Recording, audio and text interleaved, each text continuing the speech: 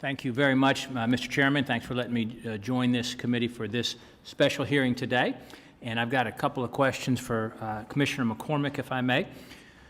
In June 2022, the Cyber and Infrastructure Security Agency, or CISA, conducted a vulnerability analysis of Dominion Voting Systems Democracy Suite ImageCast X, which is an in-person voting system used to allow voters to mark their ballot.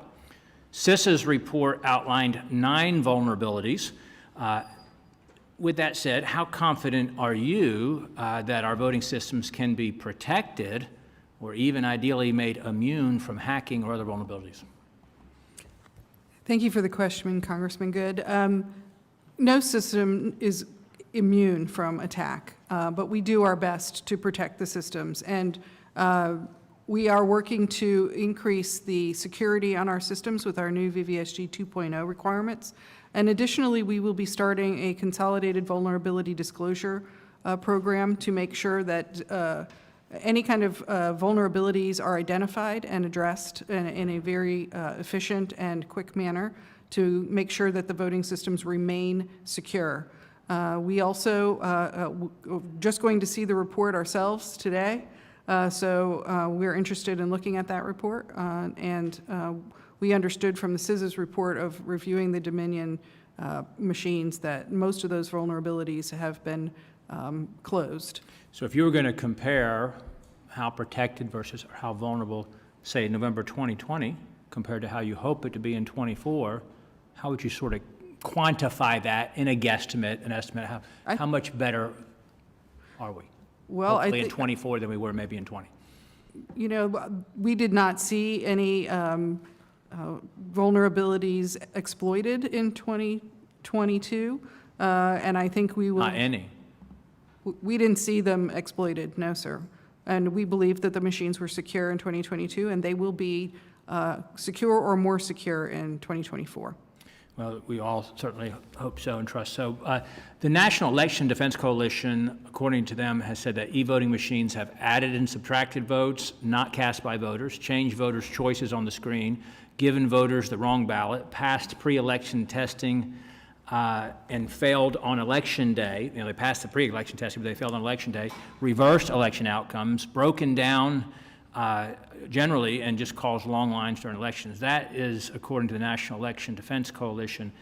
And I will tell you, we held a roundtable discussion on this issue in my district, 3 members of Congress and a number of state delegates and senators in Virginia, and had some experts come in. And I can tell you that I witnessed a demonstration, and I'm trying to bring it before this larger body.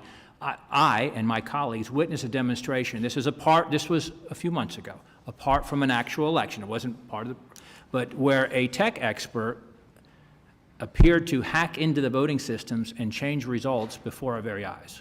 We watched it happen, change things, change them back to show us how easy it was to do. The CISA report, well, let me just pause. What is your reaction to that? I'm not aware of the demonstration that you're talking about. I'd be interested. Right, you wouldn't be aware of that, right. But I'm saying I watched this by this, whom I believe to be a credible, trusted resource, do this before mine and 2 other colleagues' eyes, along with a number of other individuals that were there. And so what I mean is just the fact that that could possibly happen. What would be your reaction to that? Well, I think, yes, vulnerabilities can be exploited for sure, but it depends on the environment we're in, how the setup is, how much time people have, what the machine is, has it been certified? There are a lot of questions that would need to be answered, and we would love to be able to see that and look at it. There are definitely anomalies that happen in the systems, but we do have a defense in-depth program through our VVSG and through other programs through CISA, and we are working to keep those machines as secure as possible. Yeah, to my colleagues on this committee, even would like to try to bring this individual before individual on this committee. Last thing I'll just ask, what's the likelihood that a foreign power such as China, who have obviously an active spy operation, including trying to put the facility in Cuba, that they could leverage vulnerabilities for their interests with our election system? Well, our machines are not, our voting systems are air-gapped from the internet. So it would be difficult for them to get to every machine across the country to exploit any kind of vulnerability. Did I understand you to say they're gapped, meaning disconnected from the internet? Correct. Okay, They're- the demonstration I saw literally was through the internet connecting Well, that I saw. our machines are not connected to the internet, and they're not connected to each other. So each machine stands on its own. There are cases where the machines do get connected at the time that results are modemed in some cases. But we require an air-gapped system in 2.0, and we will make sure that the machines are not connected to the internet. Thank you, Commissioner. Thank you, Chairman. Appreciate it.